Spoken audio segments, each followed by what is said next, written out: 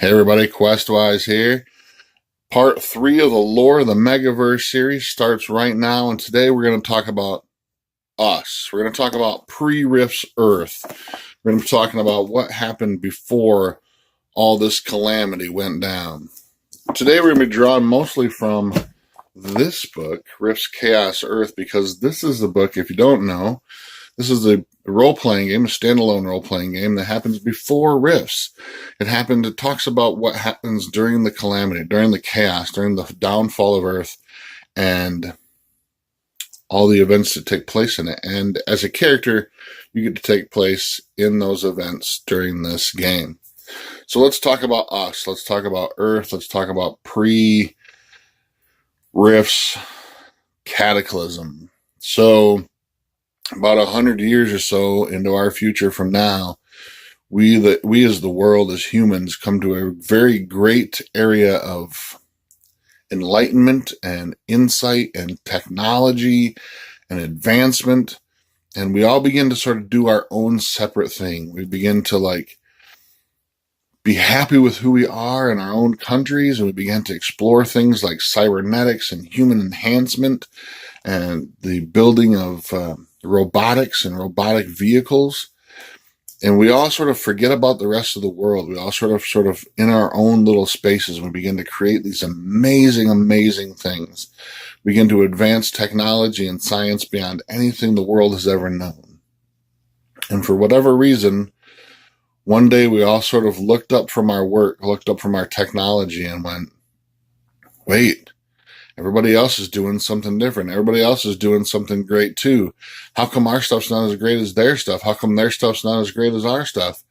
And we begin to start this whole new era of a Cold War. We begin to become mistrustful of some of the other countries and the things that they're building and the things that they're doing. And we begin to covet the things that they have, the things that they've created. And at some point, we begin this horrible tension between the nations. And there was one small incident that happens, I believe, in South America. You can read all about this kind of stuff in this book, too. It goes into great detail and actually takes you day by day sort of through the process of what happens. But I believe in South America somewhere, a nation sent some glitter boys to put down sort of a small uprising. And the nation that they attack pushes back with full military force. And 12 glitter boys destroy basically the entire nation's military, just lays it to waste. And that's when the all-out war sort of breaks. That's when the nations begin to just rally against each other, and new alliances are made, and new lines of war carved in the sand. And at some point during that point, and nobody really knows why, and that's what I love about this game, no one's still very sure exactly what the hell happened.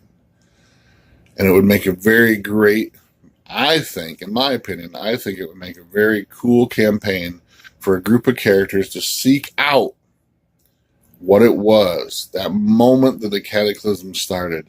But at some point, it's believed that somewhere in South America, Central South America, that's who felt it first. But this epic, overwhelming, earth-shattering earthquake occurs, followed by ripples throughout the entire planet, tsunamis, storms, hurricanes, all sorts of natural disasters on a scale well above anything we've ever seen before, rocket across the surface of the earth. And in its wake, these enormous lines of blue energy rocket up from the ground to erupt from the earth itself. And for whatever reason, it's still not discovered to this day, or even in the future of Rifts, magic is reborn. These terrible, terrible rifts, as to the title of the game, burst open, and creatures from all different dimensions begin to spew through. Horrible things, from demons to dragons, all sorts of manner of crazy dimensional beings, or DBs as they're called in the game. Fantasy-like creatures, creatures beyond imagination, creatures beyond description. We have no words to even describe what these things are. Begin to pour through. People begin to exhibit psionic abilities. People began to, who had once sort of dabbled in what, we thought was magic, began to exhibit new and very rare, rare. It was completely unknown at the time, but a very powerful magical abilities. And there's a source book called The Rise of Magic for Riff's Chaos Earth, which is amazing. It's a small little supplement, but man, does it capture the sort of feel of what it would be like once magic sort of rebirthed into the world. And it was all downhill or uphill from there.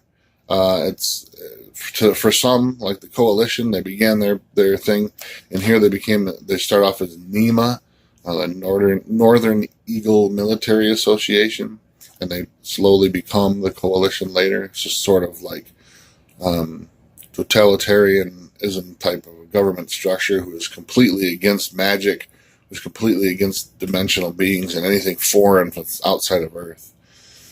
But a new world erupts, and over the course of about 300 years is when we get to the actual beginning of Rifts, the book, the game. Life has changed as we know it. It's just completely different. And there are people now, the characters you're playing are characters who will probably have never or will never ever seen what pre-Rifts Earth is. What's cool about this game is that you're playing during the time of the apocalypse. You could start at day one if you wanted to, or you can skip ahead a few years and play a little bit further.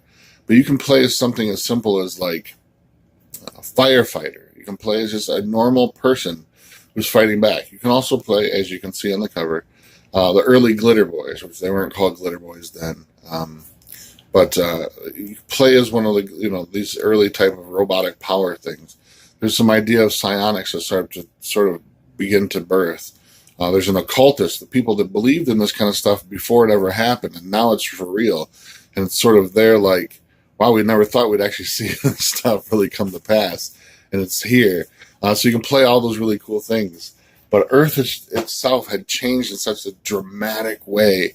And what's cool about Rifts is that you're playing in this area of everythingness. It's such a great sandbox of everything that you could ever want to play. If you want to play a more fantasy type game, Rifts has got it. You want to play more straight science fiction, Rifts has got it. You want to play more of a superheroic post-apocalyptic game, Rifts has got it. It's all in there, and that's what's really amazing. But what I really love about Rifts Chaos Earth is that you get to be there while the apocalypse happens. It's a pretty rare thing to find a game. It's very easy to find role-playing games that take place post-apocalyptic or pre-apocalyptic, but not during the apocalypse itself. Amazing, amazing game. Just wanted to give you guys a little bit of a brief history of what had kind of transpired up until the point of the coming of the Rifts and the beginning of the Rifts role-playing game and the different ideas that you can do with that. Now, like I said, today is Lore of the Megaverse number 3, which means I have another. Let me grab my book of secrets here, a little book of secrets. I have the next piece of the puzzle for you. If you've been keeping track, you've got two parts of this phrase already in your little notebooks at home. And I'm going to give you part 3 today. If you don't know about what's going on, go back and check out my 2 previous videos. This is a road to the Palladium Open House event as well, too, where I and Palladium Books will be giving you some great swag. If you can collect all the pieces of my phrase, piece them together, and tell me what the phrase refers to, there will be some great swag. And I don't want to tell you what it is because I'm not even really sure what it all is yet. I know there's going to be a t-shirt involved. There might be some other swag. There's probably some other really cool stuff. If you're coming to the Palladium Open House in April, come check me out. If you want to jump in and play my game, I'm going to give you a little free benefit there. But even if you can't get into the game or you can't come to the open house, please do feel free to participate and drop your comments and the links and stuff below because there's going to be some great swag for you no matter what. So just let me know if you have any questions about how the whole thing works down below, and I will get back to you as soon as possible. But part 3 of the Lore of the Megaverse series, and the third part of the phrase is this: Rose 2. Rose 2. ROSETO. Rose 2. And I'm not going to give you the rest of the phrase because I want you to go back and check out the other 2 videos. the first two videos, and we're going to be doing this will be an 8-part series. It'll lead up. I think if I have it planned out right, it will actually end the week before Palladium Open House. Blah. It's too early in the morning. It'll end the week prior to the weekend of Palladium Open House. So, everybody, thanks for joining me today. I appreciate all of you. I love all of you. And I'm Questwise. And until next time, I'm out.